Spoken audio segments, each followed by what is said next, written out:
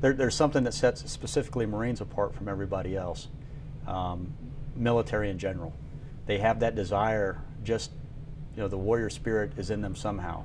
They make that conscious decision to volunteer to be in a service, especially today with the war going on. They're making a conscious decision. There's something ingrained in them. Either they're born with it, it was instilled by their parents, by their community, or the way they were raised that allows them just that special something. So that gives you a certain kind of pedigree, but then when you come here, you're bred in a special kind of way. And I'm just wondering, how does a place like this shape your character? It's amazing. The Marine Corps is big on their history.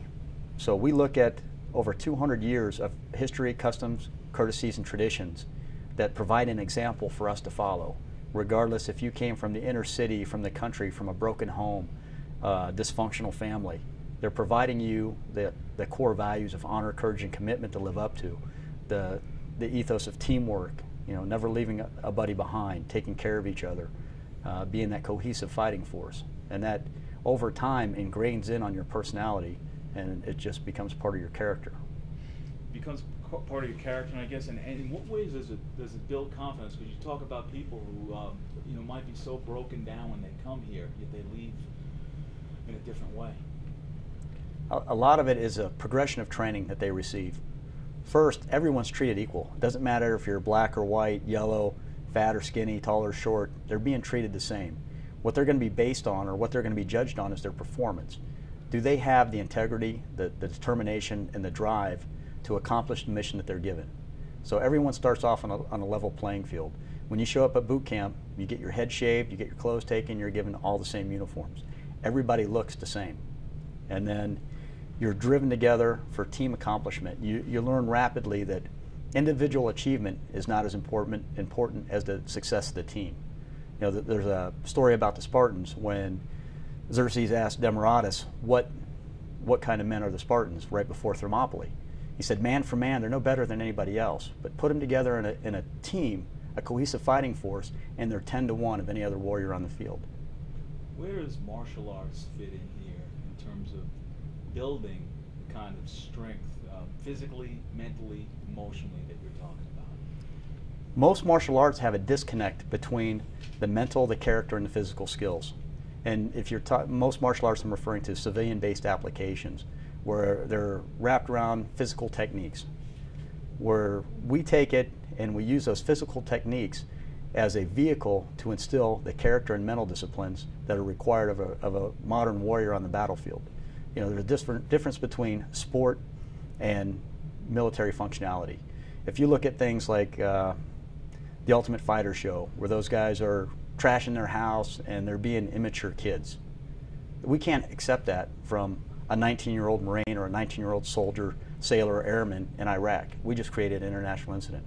So we're using martial arts as a vehicle for instilling the core values of honor, courage, commitment, basic leadership values, rules of engagement, continuum of force, to give them the physical skills and confidence to know that they can handle themselves in any situation, along with the character and mental training to let them know when not, and at what level to apply the appropriate force. You learned a lot of your trade in Japan. Yes, sir. Can you talk about how that experience there, that period, shaped you? I had a very unique opportunity. I spent 7 years stationed in Okinawa, Japan. The first few months I was there, somehow I got invited to train at a dojo out in town with an Okinawan Grand Master, an Okinawan Master. What drew me there was the quality and the character of the people teaching. They didn't care what your background was, they cared about what you did for training. What was your heart, what was your spirit for training? My last 5 years there, I'd never even paid for classes because I taught, I put back into the Hombu Dojo and into the association. It was kind of like a symbiotic relationship. They trained me, I assisted them, we worked together. I saw a lot of the same character in that association as I did within the Marine Corps, and that's what kept me with them. And I'm still affiliated with them today, even though, you know, I've been out of Okinawa for 4 years now. The opportunities to train at the birthplace of a martial art is just fantastic.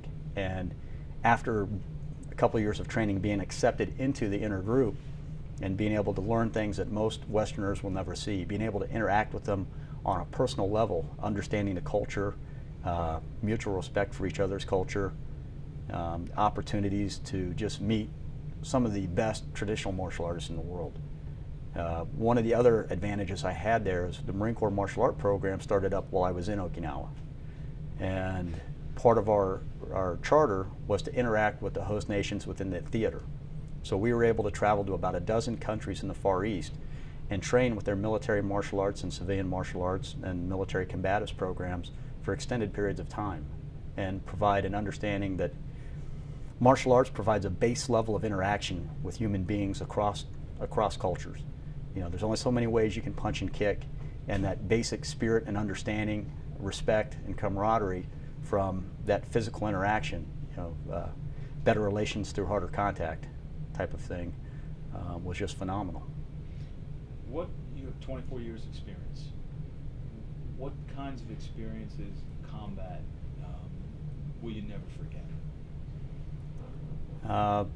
The looking out for each other, the shared adversity, which, you know, that forges a relationship with people when you're under that type of stress and under that type of pressure, that you have to count on your buddy on your left and right. You have to count on your team, because then it's life and death. So those interactions, those stresses, those common obstacles that you're overcoming is one of the hallmarks of the Marine Corps. And right now, retention in the Marine Corps is higher than it's ever been. Many of the Marines are re-enlisting to stay in the combat units they're with right now in order to redeploy with their brothers in arms again, and some of them for the third, fourth, or fifth time to Iraq and Afghanistan. What drew you to the kinds of missions that you rose to? The desire to be the best at whatever I'm doing. You know, when I first joined the Marine Corps, I knew what reconnaissance and force recon was, but the initial desire was just to be a Marine. And then I saw the different types of things that different units do. You know, the Special Operations Forces, you're getting paid to parachute, to scuba dive, to blow things up, to shoot things, and you get the opportunity to do it more than anybody else. And it's always seemed like pushing yourself to the next level, to, am I good enough to go to that next level? And one of the goals I had when I first joined was to either be a pilot, which I didn't do, or be a force recon team leader. And I met that goal. And after that, it was pretty much, you know, what now from here, until the Marine Corps martial art program came out, and that gave me a new desire to push this program and do the things for it that it's been doing for me. What kind of experiences did you have as far as being in combat and that you feel comfortable sharing with other people? Actually, not a lot.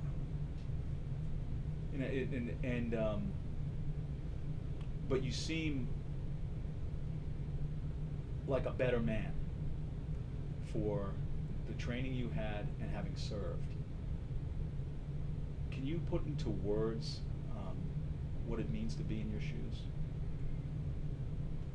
It's a sense of obligation, and there's always, and I think this is true with, you can talk to guys who have a few more tours than I do, like Staff Sergeant Carrion, who has 3 pumps. He was the first battle for OIF, the battle for Fallujah, and then a 3rd tour for the stability operations that were going on. You always wonder if you've done enough. Did you do as much as you should have? Did you do everything that you were supposed to? Did everybody that you were with come home? And I think a lot of the guys feel a lot of extra stress and pressure, and that's why they keep going back, is, did I do enough? Did I do my share? And having retired, I still feel a little bit almost guilty that I've retired, and I probably could have done a few more years. And if it would have been able to go back on another tour, I probably would have stayed longer. But at my rank and my age, it was probably a staff billet for me from here, and not a operational billet, but along those lines. It's interesting, because anytime you talk to anybody who serves, whether it's someone in the military, a firefighter, a policeman, they sort of echo the same thing that you just said. It's it's not you know, how much did I do enough? So it's almost like, and if the mission wasn't complete, there's almost a feeling of failure. That's something you don't teach, or you can't teach. Well, one of the things we're really doing now is we're talking to those guys and we're telling them, you did what you were supposed to. Well, we had a Marine that was on staff here at the Mace who was a severe PTSD case. And a lot of it was no one bothered to tell him that he did the things right, bad things happen, and you have to overcome them and drive on. You know, a great example we've had here also is Sergeant Eddie Wright. Sergeant Eddie Wright was in the Battle for Fallujah, took an RPG, lost both of his arms. Fractured a femur, lost part of the muscle in his leg, so he's a little bit slow on the mobility. Great attitude. He came down here after he recovered up at Bethesda and Walter Reed and worked as an instructor for this school for over a year. And he's going to college right now. He's doing the Wounded Warrior program.